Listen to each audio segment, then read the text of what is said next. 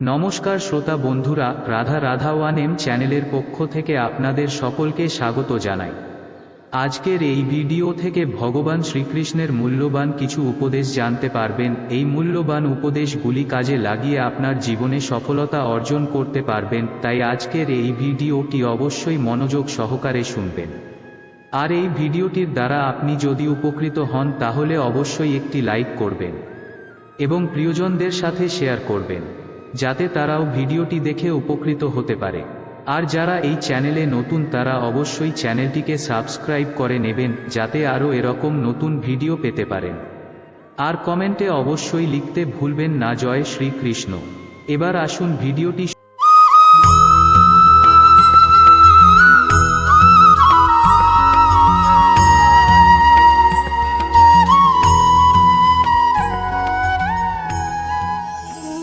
অনেক সময় মানুষ এই কথায় দুঃখ পান যে কেন বারবার তার ক্ষমতার ওপরে সন্দেহ প্রকাশ করা হয়, কেন বারবার তাকে পরীক্ষা দিতে হয়, কেন জিজ্ঞেস করে এটাই কি আমার ভাগ্য যে একাধিকবার আমার ক্ষমতা আমাকে প্রমাণ করতে হবে।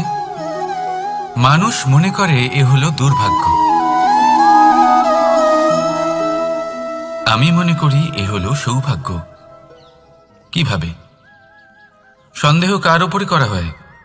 সোনার বিশুদ্ধতাকে নিয়ে, লোহাকে নিয়ে নয়।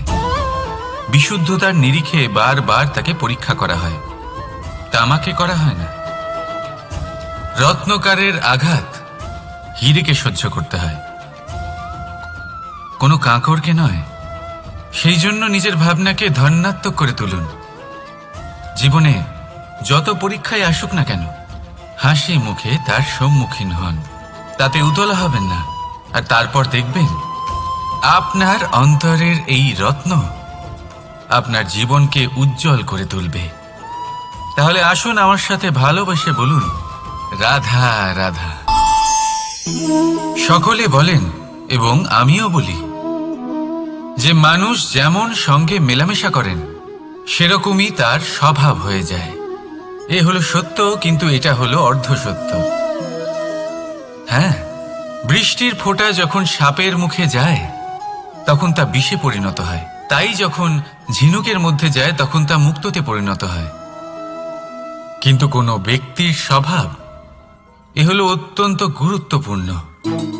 কোনো এক ফুলের কথা ভাবুন, সেই ফুলের সাথে জড়িত সেই কাঁটাগুলোর কথা ভাবুন। সহস্র বছর ধরে সেই কাঁটা ফুলের সাথেই লেগে রয়েছে, কিন্তু আজও সেই বিধেই যায়, সেই যন্ত্রণাই দেয়, সুবাস ছড়ায় না। কেন? কারণ বিধে যাওয়া কাঁটার স্বভাব হয়। এটা বুঝে নিন। সর্বপ্রথম নিজের মনের ভাবকে বদলাতে শিখুন, তারপরই আপনার সঙ্গের প্রভাব পাল্টাতে পারে। আর যদি আপনি এরকম করেন তাহলে আপনার জগৎ প্রশান্তিতে ভরে যাবে। তাহলে আসুন আমার সাথে ভালোবেসে বলুন রাধা রাধা। সংসারে এমন একটা ভ্রান্ত ধারণা রয়েছে যে সবকিছু ভাগ্যের দ্বারা পাওয়া যায়, কিন্তু ভাগ্য, প্রারব্ধ এ তো সকলের জন্যই সমান হয়। এটা তো ব্যক্তির উপরে নির্ভরশীল হয়, তার আকাঙ্ক্ষার উপরে নির্ভরশীল হয়, বাসনার উপরে নির্ভরশীল হয়, স্বভাবের উপরে নির্ভরশীল হয় যে উনি সেটা নিয়ে কি করেন। দেখুন, এই প্রসাদ কিন্তু সকলকেই দেওয়া হয়, কিন্তু তা গ্রহণ করবেন কিভাবে সেটা ব্যক্তির উপরে নির্ভর করে। আপনাকে এক উদাহরণ দিই। যেমন ধরুন, দুজন মানুষকে আমি একটা করে মাটির ডেলা দিলাম, সেটা নিয়ে তারা কি করবেন? একজন মানুষ তার ছোট ছোট ডেলা বানাবেন আর পথযাত্রীদের ওপরে ছুঁড়ে মারবেন, হাসি ঠাট্টা করবেন, তাদের বস্ত্র নোংরা করে দেবেন, সেটাতেই উনি আনন্দ পাবেন। অন্যদিকে দ্বিতীয় ব্যক্তি সেই মাটির ডেলা দিয়েই নিজের জন্য একটা কুঁড়ে ঘর বানাবেন। সেই কুঁড়ে ঘর যা রোদেতে, বৃষ্টিতে, ঝড়ে তাকে সুরক্ষিত রাখবে। অনুভূতি, এই অনুভূতি বদলাতে শিখুন। এই অনুভূতি অত্যন্ত গুরুত্বপূর্ণ। ভালোবাসাতেও এই অনুভূতি হলো অত্যন্ত গুরুত্বপূর্ণ। ভালোবাসা সে বন্ধুর সাথে হোক, মা বাবার সাথে হোক, ভাই বোনের সাথে হোক, স্ত্রীর সাথে হোক, যে কারোর সাথে হোক। মনে রাখবেন, এই হলো সেই অনুভূতি যা আপনার ভাগ্য নির্ধারণ করে থাকে। তাহলে আসুন আমার সাথে প্রেমের অনুভূতি নিয়ে বলুন, রাধা রাধা। আমরা মানুষেরা কি অদ্ভুত, তাই না? যখন ভুল আমরা করি তখন আমরা চাই আপোষ করে নিতে। এই ভুলই যদি অন্য কেউ করে তখন আমরা চাই ন্যায় হোক। কেন? একই পরিস্থিতিতে দুই রকম আচরণ কেন? দেখুন, যদি আপোষ, ন্যায়, প্রতিকার বা প্রতিঘাতের বদলে আমরা শুধু এবং শুধুমাত্র প্রেম দিয়ে ভরিয়ে তুলি, তাহলে না আমাদের আপোষ করে নেবার আশা থাকবে, না ন্যায় পাবার আকাঙ্ক্ষা। কারণ মানুষ আপোষ বা ন্যায় তখনই চান যখন কিছু নেবার থাকে। কিন্তু প্রেমে তো সবকিছু অর্পণ করে দেওয়া হয়।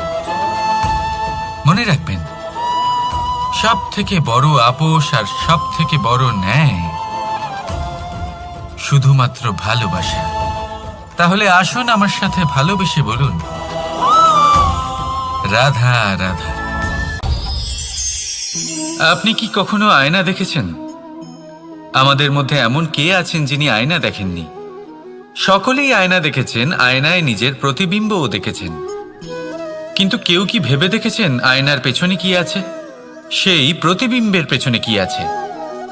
দেখুন, যেভাবে এটা হয়, সেই কাচের পেছনে পারদ ধাতুর একটা স্তর দেওয়া থাকে, যে কারণে আমরা যখন দেখি তখন নিজের প্রতিবিম্ব দেখতে পাই।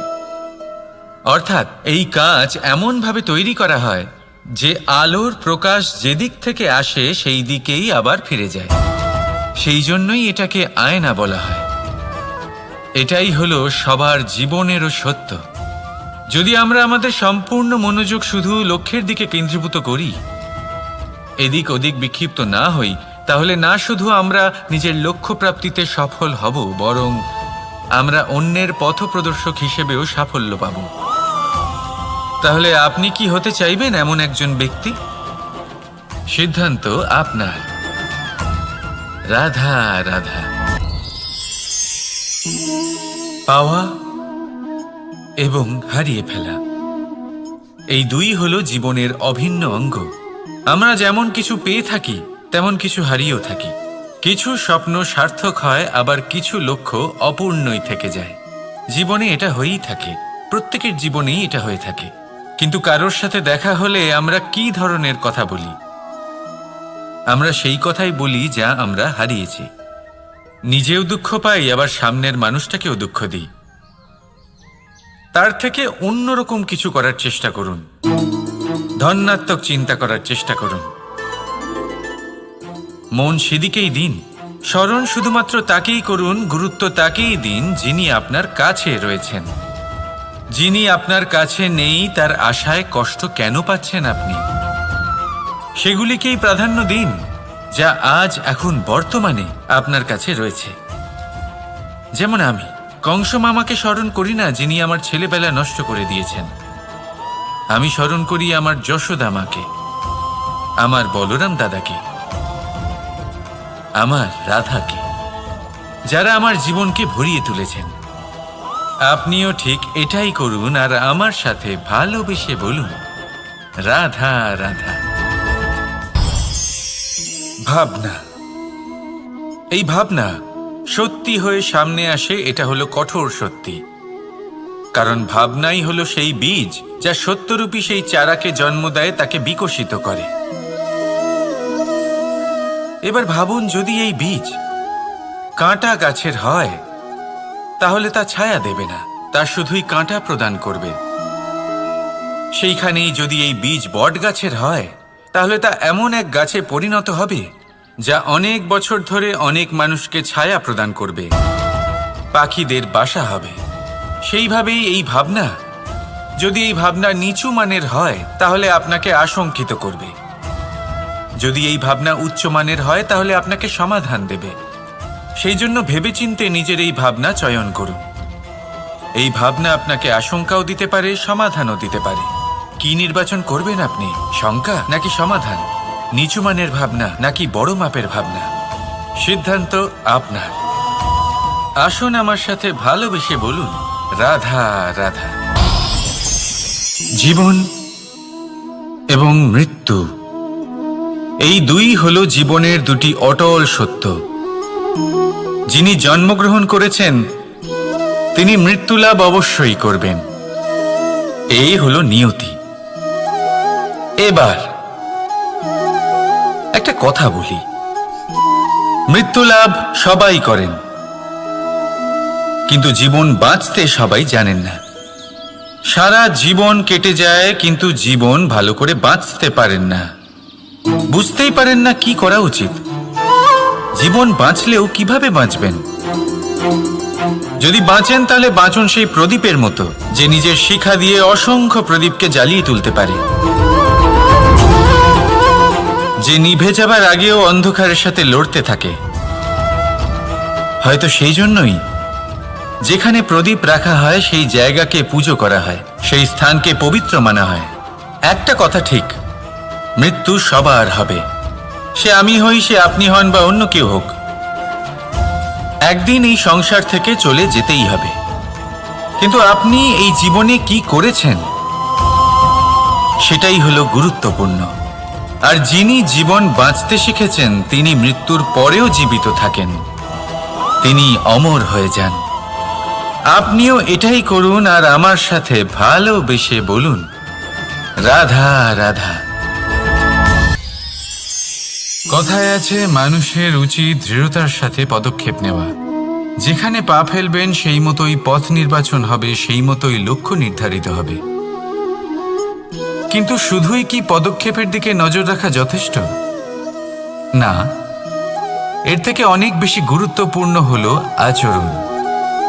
যেমন আপনার আচরণ হবে ঠিক সেই মতোই আপনার পদক্ষেপ হবে। যদি আপনার আচরণ সঠিক হয়, শ্রেষ্ঠ হয়, তাহলে দেখবেন আপনি পর্বতের শিখরেও পৌঁছে যেতে পারবেন। কিন্তু যদি সঠিক না হয় তাহলে ওই শিখর থেকে নিচেও পড়ে যেতে পারেন।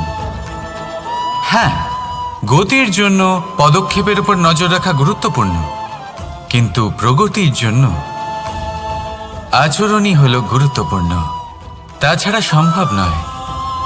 আসুন আমার সাথে ভালোবেসে বলুন রাধা রাধা। আপনাকে একটা প্রশ্ন জিজ্ঞাসা করি, জল কোথায় কোথায় পাওয়া যায়? কেউ বলবেন সাগরে, কেউ বলবেন ঝর্ণাতে, সরোবরে, নদীতে। আর এই সবকটা উত্তরই সঠিক। আর এদের মধ্যে সবকটা জায়গাতেই কি পাওয়া যায়? জল। ঠিক সেইভাবেই মানুষের যে কোনো স্বরূপই হোক না কেন, তাতে বাস করেন স্বয়ং পরমাত্মাই। সেই পরমাত্মা যিনি ভালোবাসার বাণী শুনে থাকেন, ভালোবাসার ভাষা বুঝতে পারেন, তিনিই জানেন। এবার সে মাতা দেবকী হোক বা মাতা যশোদা, এই যাত্রা তো শুধুমাত্র মমতার। এবার সে রুক্মিণী হোক বা রাধা, যাত্রা সেই ভালোবাসারই। তাই শুধু ভালোবাসার উপরে মনোনিবেশ করুন, নিজের ব্যবহার প্রেমময় করে তুলুন।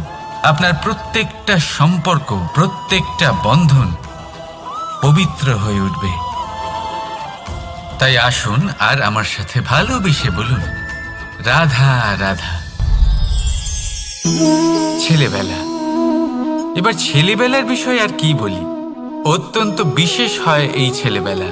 সেই সময়ের অনেক কথা আমাদের আজও মনে আছে আর সারা জীবন মনে থাকবে। এমন কোনো কথা যেমন কিছু একটা ঠাট্টা করেছিলাম, যাতে মাতা পিতা এত রেগে গেছিলেন যে সেদিন হয়তো আমাদের খেতেই দেননি। এরকম হয়, আর আমার সাথেও তা হয়েছে। কিন্তু একটু ভেবে দেখুন, যখন আমরা অভুক্ত থাকি তখন কি আমাদের মাতা পিতার গলা দিয়ে খাবার নামতে পারে? কখনোই নয়। কিন্তু আমরা তো কথা বলছি মাতা পিতাকে নিয়ে। কিন্তু যদি আমরা নিজেদের কথাও বলি, আমরা যদি কখনো জানতে পারি, কোনো ভিক্ষুকের বিষয় জানতে পারি যে সে অভুক্ত রয়ে গেছে, তখনও আমাদের গলা দিয়ে খাবার নামে না। আর এই যে কথাটা, যখন সমাজে খুব বড় কোনো বিপদ আসে তখন এই কথা আমাদের কাছে স্পষ্ট হয়ে যায়। যেমন ধরুন কোনো মহাযুদ্ধ বা মহামারী হয়, তখন মন অশান্ত হয়ে ওঠে। আর তখন যদি আপনি মনে শান্তি পেতে চান তো একটাই মন্ত্র রয়েছে, সেবা করুন। যতটা পারবেন ততটা সেবা করুন। এই সমাজে কত সংখ্যক মানুষ রয়েছেন যারা খালি পেটে শুয়ে পড়েন, কিন্তু যদি আমাদের মধ্যে প্রত্যেক মানুষ চেষ্টা করেন, সঠিকভাবে চেষ্টা করেন, তাহলে কোনো মানুষ অভুক্ত থাকবেন না। এক অত্যন্ত গুরুত্বপূর্ণ কথা মনে রাখবেন, কোনো দরিদ্র, কোনো অভুক্তকে খেতে দেওয়া তা হলো ঈশ্বরকে ভোগ নিবেদন করার থেকেও মহান কার্য। কারণ ঈশ্বর গরিব মানুষের প্রার্থনায় বাস করেন। আর ধরে নিন, যদি সেই ভিক্ষুক আপনার দেওয়া খাবার গ্রহণ করেন, অর্থাৎ ঈশ্বর আপনার দেওয়া খাবার গ্রহণ করলেন। কারণ এই মানবতা, এই সেবাই হলো ঈশ্বরের সব থেকে বড় আরাধনা। তাই এই আরাধনায় বিলীন হয়ে থাকুন আর আমার সাথে ভালোবেসে বলুন, রাধা রাধা। কিছু মানুষ এরকম ভেবে থাকেন যে পরিশ্রম করার দরকারটাই বা কি। এই প্রকৃতি আমাদের সবকিছু দিয়েছে, জন্ম দিয়েছে, জীবন দিয়েছে। এই প্রকৃতি আমাদের পালন পোষণও করে নেবে। এবার আপনি বলুন, কখনো দেখেছেন সিংহকে কারোর সেবা করতে? দেখেননি তো। কখনো আপনি দেখেছেন পাখিকে চাকরি করতে? দেখেননি তো। তাও নিশ্চয়ই তাদের পেট ভরে। চলুন, আপনার এই কথা আমি মেনে নিলাম। এবার আপনি আমার একটা কথার উত্তর দিন। আপনি কখনো দেখেছেন কোনো প্রাণী নিজে হেঁটে এসে সিংহের মুখে এসে বলছে যে আমাকে আপনি খেয়ে ফেলুন, আমাকে নিজের খাদ্য করে নিন, নিজের পেট ভরিয়ে ফেলুন? এরকম তো কখনোই হয় না। সিংহ নিজের খাবার বনেই পেয়ে যায়, কিন্তু শিকার তাকে নিজেকেই করতে হয়। যদি এটা না করে তাহলে সে অনাহারে মরে যাবে। যদি কথা বলা হয় পাখির, তাহলে বলি প্রকৃতি ওকে খাবার নিশ্চয়ই দিয়েছে, কিন্তু সেই খাবার খুঁজে নিতে হয় তাকে নিজেকেই। নিজেকে বাঁচিয়ে রাখার জন্য বাসা বানাতে হয় তাকে, যার জন্য অত্যন্ত পরিশ্রম করতে হয়। এই পরিশ্রম থেকে বিমুখ হবেন না, কারণ এই পরিশ্রমই অনেক দূর পর্যন্ত আপনার ভাগ্য বানাতে পারে। জীবনের সামনে এগোনোর জন্য আপনাকে পরিশ্রম করতেই হবে। তাহলে আসুন আমার সাথে ভালোবেসে বলুন, রাধা রাধা। লক্ষ্যে পৌঁছানো অত্যন্ত কঠিন হয়। কেউ ভাবেন যে কেন এত কঠিন হয়, কেন এত কষ্ট করতে হয় লক্ষ্যে পৌঁছানোর জন্য। এই লক্ষ্য সরলভাবে কেন আমার কাছে চলে আসে না? চলুন আপনাকে একটা কথা বলি, যদি আপনার লক্ষ্য কঠিন না হয় তাহলে তাকে পাওয়া আপনার পক্ষে অসম্ভব হয়ে উঠবে। লক্ষ্যে পৌঁছানোর এই রাস্তায় আপনি যে কড়া রোদের সম্মুখীন হন, যার থেকে আপনি দূরে পালাতে চান, সেই রোদ আপনাকে প্রেরণা যোগায় যে আপনি এগোতে থাকুন। ভাবুন, একজন যাত্রী যে কিনা নিজের লক্ষ্যের দিকে যাচ্ছেন, সেই পথে উনি যদি একটু ছায়া পেয়ে যান আর উনি ওখানে বিশ্রাম নেন, তাহলে তার সাথে তার ভাগ্য গভীর নিদ্রায় সেখানে বিলীন হয়ে যায়। তাই পরিশ্রমের করা রোদের থেকে কখনো দূরে পালাবেন না। জীবনে শুধু সামনে এগোতে থাকুন দৃঢ়তার সাথে। আর লক্ষ্য সরল হোক, কঠিন হোক বা অত্যাধিক কঠিন হোক, একটা কথা মনে রাখবেন, যে জীবনের লক্ষ্যে পৌঁছতে পেরেছে সে লক্ষ্য প্রাপ্তির জন্য আফসোস কখনোই করে না। রাধা রাধা। যে কোনো বস্তুর বা প্রাণীর আকার, স্থিতি, পরিস্থিতি বা শক্তি দেখে আপনি কি তার ক্ষমতার অনুমান করতে পারবেন? কখনোই না। আসুন আমি আপনাকে উদাহরণ দিই একটা তলোয়ারের। সেই তলোয়ার যার দ্বারা আপনি অনেক বড় বড় যুদ্ধ জেতেন, বড় বড় রাজাদের পরাস্ত করতে পারেন। এবার আপনি যদি এই তলোয়ার কাউকে দেখিয়ে তার থেকে তার বস্ত্র ছিনিয়ে নেন, তাহলে দেখবেন যখন সেই বস্ত্র ছিঁড়ে যায় তখন একটা ছোট্ট সূচি চমৎকার করতে পারে। তখন এই তলোয়ার কোনো কাজে লাগবে না। সেইভাবেই একটা মাছ কখনো বনে গিয়ে শিকার করতে পারে না, আর সেইভাবেই সিংহ জলের রাজা হতে পারে না। প্রত্যেকের নিজের নিজের দুর্বলতা রয়েছে, প্রত্যেকের নিজের নিজের শক্তি রয়েছে। আর এই প্রকৃতি সবাইকে এইভাবেই বানিয়েছে যে প্রত্যেকের মধ্যে কোনো না কোনো বিশেষ গুণ অবশ্যই থাকে। তাই যদি আপনি নিজের মধ্যে বা অন্যদের মধ্যে শুধুই দোষ দেখতে পান তাহলে একটু উপর থেকে দেখুন। সবার মধ্যে বিশেষ গুণ খুঁজে দেখতে শুরু করুন। আপনি বুঝবেন আপনি নিজেও কত বিশেষ আর অন্যরাও কত বিশেষ। আপনি বুঝবেন এই সংসার, এই প্রকৃতি হলো কতটা বিশেষ। তাহলে আসুন আমার সাথে ভালোবেসে বলুন, রাধা রাধা। প্রেম সমগ্র ব্রহ্মাণ্ডে সব থেকে কঠিন যাত্রা প্রেমেরই হয়, আর হবে নাই বা কেন? যা সমগ্র সংসারে শক্তিরূপে বয়ে চলেছে, সেই পথে যাত্রা সহজ কিভাবে হতে পারে? এবার এই যাত্রা শুধুমাত্র নায়ক বা নায়িকার মধ্যেই হয় না। এই যাত্রার মধ্যে দিয়ে সবাইকেই যেতে হয় যারা ভালোবাসেন। সেই মানুষকে ধাক্কা খেতে হয়, বাধা বিপত্তির সম্মুখীন হতে হয়, কাঁটা সহ্য করতে হয়, আর এটাই হয়ে থাকে। আর এই যে ভালোবাসা, যা যে কারোর মধ্যে হতে পারে, যেমন মা এবং সন্তান, তাদের ভালোবাসা, যেমন মা দেবকী এবং মা যশোদা আমাকে ভালোবাসেন, তাদের সেই ভালোবাসার যাত্রা। যেমন রাধা, রুক্মিণী, এদের ভালোবাসার যাত্রা। যেমন দুই পুরুষের মধ্যে বন্ধুত্বের ভালোবাসার যাত্রা। যেমন সুদামা। আপনাকে ভালোবাসার বিষয়ে একটা অত্যন্ত গুরুত্বপূর্ণ কথা বলে দিই। ভালোবাসা প্রথমে আপনাকে নিজের নৌকায় পরখ করে নেয়, তারপর প্রেমের যাত্রাপথে আপনাকে কষ্ট দেয়, তারপরে লক্ষ্যে আপনাকে পৌঁছে দেয়।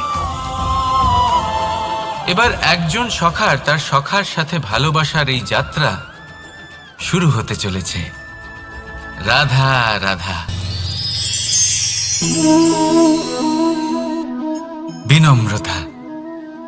এই সংসারে অনেক সময় বিনম্র হওয়াকে মাথা নত করা ভেবে ফেলা হয়।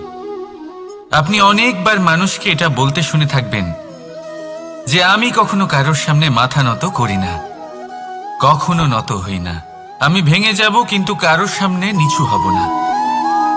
এবার দেখুন, এই সমস্ত কথা মনের মধ্যে অহংকার উৎপন্ন করে। অহংকার মানুষকে তার পতনের দিকে নিয়ে যায়। একটা গুরুত্বপূর্ণ কথা বুঝে নিন, কারোর সামনে বিনীত হবার মানে এটা নয় যে সামনের মানুষ আপনার থেকে বেশি প্রভাবশালী বা তা হয়ে উঠছেন। এটার মানে এটাও নয় যে আপনি হেরে গেছেন বা হার স্বীকার করে নিচ্ছেন। বুঝে নিন, বেশিরভাগ সময় বিনীত তিনিই থাকেন যিনি আপনার থেকে উঁচু স্থানে আছেন। তাই আপনাকে সেভাবেই কথা বলতে হয়। কারোর সামনে বিনীত হলে, নিচু হলে আপনার স্থান ছোট হয়ে যায় না, কিন্তু আপনার সামনের ব্যক্তির মনে আপনার জন্য সম্মান আর ভালোবাসা অবশ্যই বাড়ে। আপনার অস্তিত্ব বিশাল হয়ে ওঠে। তাহলে নির্বাচন হলো আপনার। কি চয়ন করবেন, বিনম্রতা নাকি অহংকার? রাধা রাধা।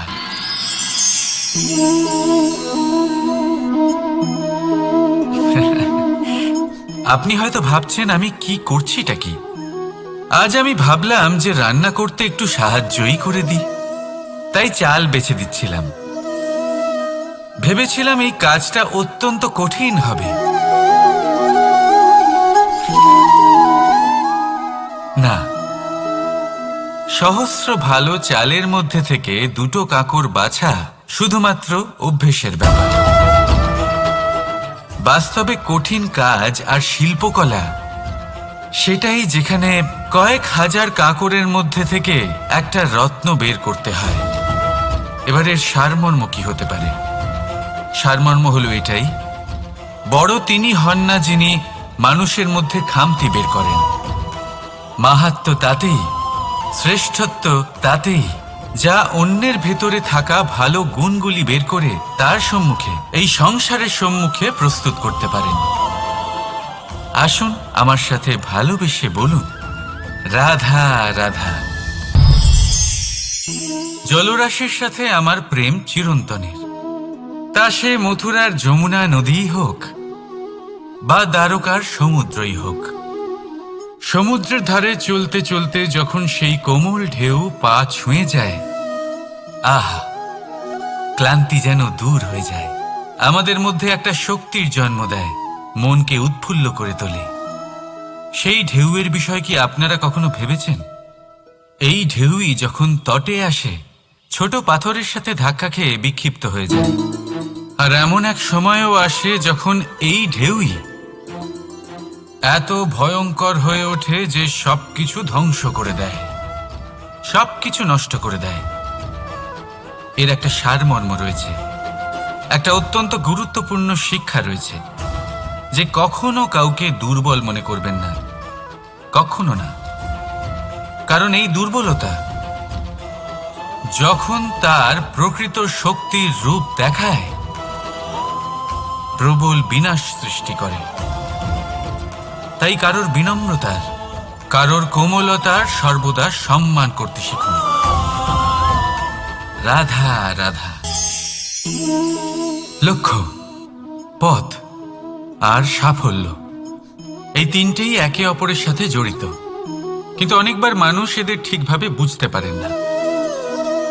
তারা ভাবেন যে যেরকম লক্ষ্য হবে সেরকমই পথ হবে, সেই মতোই লক্ষ্য কঠিন হলে পথ কঠিন হবে, লক্ষ্য সরল হলে পথও সরল হবে। যদি আপনাকে আসল সত্যের সাথে অবগত করাই, তাহলে দেখবেন সবকিছুই এর উল্টো। লক্ষ্য নিজের পথ বানায় না, পথ সেটাই যেটা আপনি স্বয়ং নির্বাচন করে আপনি নিজে বানান। সেই অনুসারেই আপনি আপনার লক্ষ্যে পৌঁছতে পারবেন। সেই জন্য জীবনে যখনই লক্ষ্যে পৌঁছানোর পথের বিষয়ে আপনি কোনো সিদ্ধান্ত নেবেন, তাহলে তা ভেবে চিন্তে নেবেন, কারণ এই পথ অত্যন্ত গুরুত্বপূর্ণ। পথ যদি শুভ হয়, তাহলে লক্ষ্য আপনা থেকেই শুভ হয়ে যায়। তাহলে আসুন আমার সাথে ভালোবেসে বলুন, রাধা রাধা। আপনি কখনো ময়ূরকে নৃত্য করতে দেখেছেন? কথায় আছে যে যখন ময়ূর নৃত্য করে তখন তার চোখ থেকে অশ্রু ঝরে পড়ে। সেখানেই অন্যদিকে আছে হাঁস। কথায় আছে যে এরা নাকি মৃত্যুর সময়ও কলরব করে, অর্থাৎ গান গায়। হয়তো সেই জন্যই মুক্তোর দানা হাঁস খুঁজে পায়, ময়ূর পায় না।